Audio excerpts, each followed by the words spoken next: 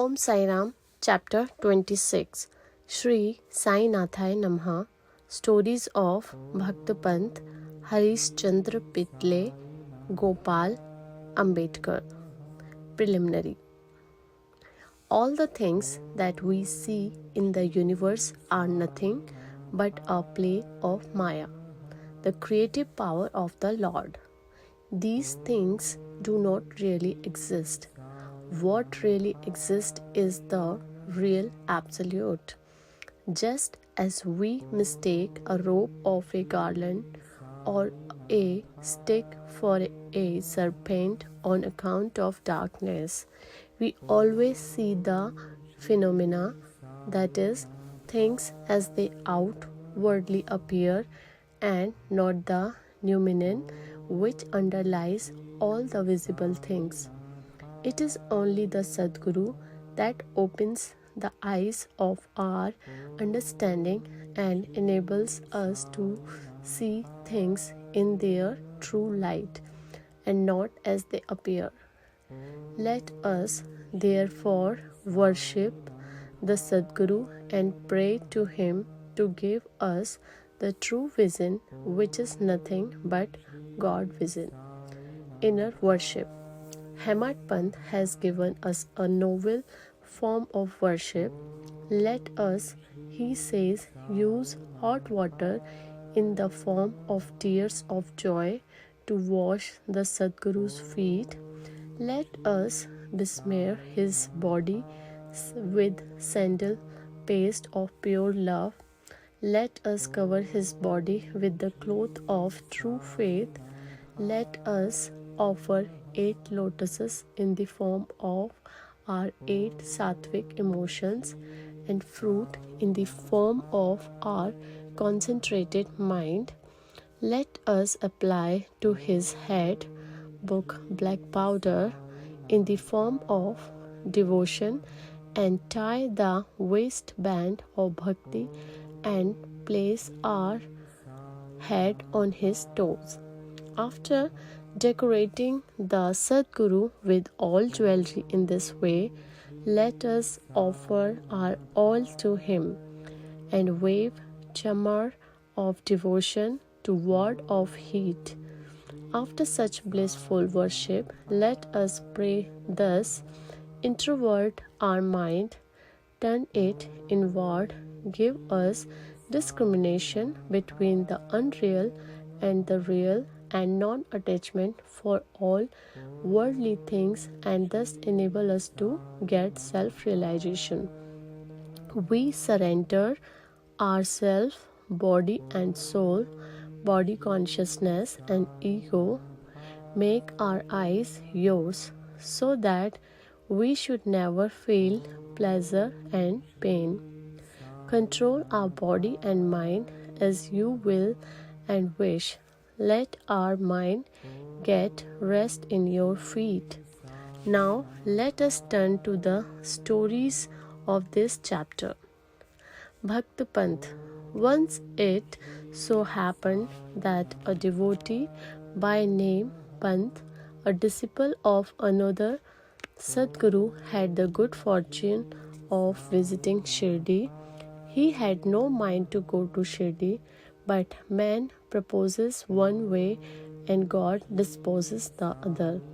He was traveling in a BB and CI railway train, where he met many friends and relations bound for Shirdi. They all asked him to accompany them, and he could not say nay. They alighted at Bombay, while Pant got down at Virar. There he took the permission of his Sadguru for the Shirdi trip, and after arranging for the expenses, left with the party for Shirdi. They all reached the place in the morning and went to the masjid at about 11 a.m. Seeing the concourse of the devotees assembled for Baba's worship, they were all pleased, but Pant suddenly got a fit and fell senseless. They were all frightened. Still, they tried their best to bring him to his senses.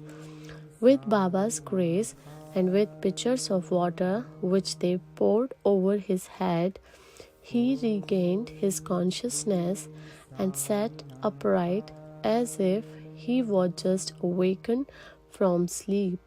The omniscient Baba, knowing that he was a disciple of another Guru, assured him fearlessness and confirmed his faith in his own Guru by addressing him as follows: "Come what may, leave not, but stick to your bolster, support, that is Guru, and even remain steady, always at one ment in union with him." Pant at once knew the significance of this remark, and thus he was reminded of his Sadguru. This kindness of Baba he never forgot in his life. Harishchandra, Pitale. There was a gentleman by name Harishchandra Pitale in Bombay. He had a son who suffered from epilepsy.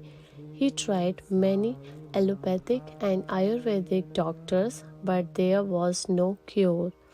There remained only one way of remedy, that is, resorting to the saints. It has been stated in chapter 15 that Das Kanu, by his inimitable and splendid kirtans, spread the fame of Sai Baba in the Bombay Presidency. Mr. Pitale heard some of these kirtans in 1910 and learned therefrom and from others that Baba, by his touch and mere glance, cured many incurable diseases. Then a desire arose in his mind to see Sai Baba. Making all preparations and taking presents and fruit baskets, Mr. Pitale came to Shirdi with family and wife and children. He then went to the masjid with them, prostrated before Baba, and placed his sick son on Baba's feet. No sooner Baba saw the child than untoward thing happened. The son immediately resolved his eyes and fell down senseless. His mouth began to foam and his whole body began to perspire profusely, and it seemed as if he breathed himself out. Seeing this, the parents became very nervous and excited. The boy used to get such fits every often, but this fit seemed to persist long. Tears began to flow ceaselessly from the mother's eyes, and she began to wail, crying that her condition was like that of a person who, being afraid of the robbers, ran into a house which collapsed on him, or like a cow fearing a tiger, ran into the hands of a butcher, or like a traveler who, being tormented by the heat of the sun, went to take refuge under a tree, which fell upon him, or like a devout person going for worship into a temple, which collapsed upon him. Then Baba comforted her, saying, "Do not wail like this. Wait a bit. Have patience. Take the boy to your lodging. He will come to his senses within half an hour." They did as directed by Baba and found that his words came true. As soon as he was taken into the Vada, the boy recovered, and all the Pitale family, husband, wife, and others were very delighted, and all their doubts disappeared. Then Mr. Pitale came with his wife to see Baba and prostrated himself before him very humbly and respectfully, and sat shampooing his legs and mentally thanking Baba for his help. Baba then smilingly said, "Are not all your thoughts, doubts, and apprehensions calmed down now? Hurry, Lord will protect him who has got faith and patience." Mr. Pitale was a rich and well-to-do gentleman. He distributed sweetmeat on a large scale and gave Baba excellent fruits and pan, betel leaves. Mrs. Pitale was a very sattvic lady, simple, loving, and faithful. She used to sit near the post, staring at Baba with tears of joy flowing down from her eyes. Seeing her of an amicable and loving nature, Baba was much pleased with her. Like gods, saints are always dependent on their devotees who surrender and worship them with their heart and soul. After passing some happy days in Baba's company, the Pitale family came to the masjid to take Baba's leave to depart. Baba gave them udi and blessings and called Mr. Pitale close by and said to him, "Bapu, I had given you before ₹2, now I give you ₹3. Keep these in your shrine for worship and you will be benefited." Mr. Pitale accepted these as prasad, prostrated himself again before Baba and prayed for his blessings. A thought arose in his mind that, as that was his first trip to Shirdi, he could not understand what Baba meant when he said that he had given ₹2 previously. He was curious to have this mystery solved, but Baba kept silent.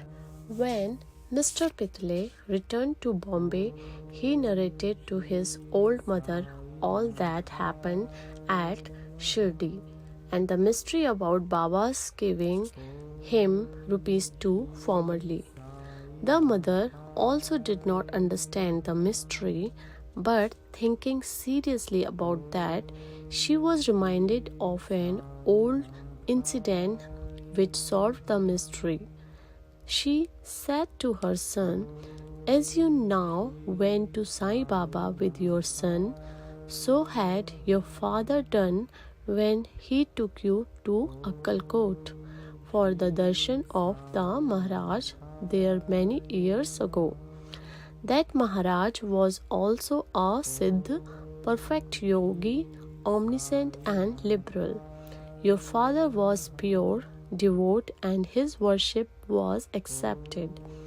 He then gave your father ₹2 for being kept in the shrine and worshipped. Your father worshipped them accordingly till his death, but thereafter the worship was neglected and the rupees were lost. After some years, the memory of these ₹2 are also disappeared, and now, as you are very fortunate, the Akkalkot Maharaj has appeared to you in the form of Sai Baba, just to remind you to your duties and worship and to ward off all dangers. Now beware, henceforth, leave off all doubts and bad thoughts, follow your ancestors and behave well, go on worshipping the family gods and the rupees, appraise properly and take pride in the blessing of the saints. Sai Samarth has kindly revived the spirit of bhakti in you. Cultivate it your benefit." Hearing the remarks of the mother, Mr. Pitale was very much delighted.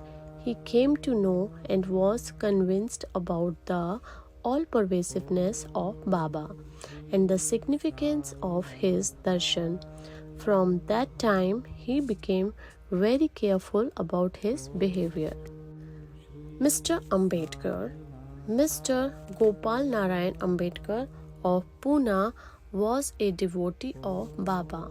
He served for 10 years in the Abkari department in the Thana district and in Jawar state, from where he had to retire. He tried to get some other job, but he did not succeed. He was overtaken by other calamities, and his condition grew from bad to worse. He passed 7 years in this condition, visiting Shirdi every year and placing his grievances before Baba. In 1916, his plight became worse and he decided to commit suicide in Shirdi. So he came there with his wife and stayed for 2 months. One night, while sitting in a bullock cart in front of Dikshitwada, he resolved to end his life by throwing himself into a well close by. He proposed to do one way, but Baba wished to do something else. A few paces from this place, there was a hotel, and its proprietor, Mr. Shagun, a devotee of Baba, came out and accosted him thus: "Did you ever read this Akkalkot Maharaj's life?" Ambedkar took that book from Shagun and began to read it. Casually, or we may say providentially, he came across a story which was to this effect. During the lifetime of Akkalkot Maharaj, a certain devotee suffered very much from an incurable disease, and when he could endure the agony and pain no longer, became desperate, and to end his miseries threw himself one night into a well. Immediately the Maharaj came there and took him out with his own hands and advised him thus: "You must enjoy the fruit, good or bad, of your past actions. If the enjoyment be incomplete, suicide won't help you. You have to take another birth and suffer again. So instead of killing yourself, why not suffer for some time and finish up your store of the fruit of your past deeds and be done with it once and for all?" Reading this appropriate and timely story, Ambedkar was much surprised and moved. Had he not got Baba's hint through the story, he would have been no more. On seeing Baba's all-pervasiveness and benevolence, his faith in him was confirmed, and he became a staunch devotee. His father was a devotee of Akkalkot Maharaj, and Sai Baba wanted him to walk into his father's footsteps and continue his devotion to him. He then got Sai Baba's blessings, and his prospects began to improve. He studied astrology and gained proficiency in it, and thereby improved his lot. He was able to earn sufficient money and passed his afterlife in ease and comfort. Om Namo Shri Sai Nathaya Namah. End of chapter 26. Bow to Shri Sai. Peace be to all. Om Sai Ram.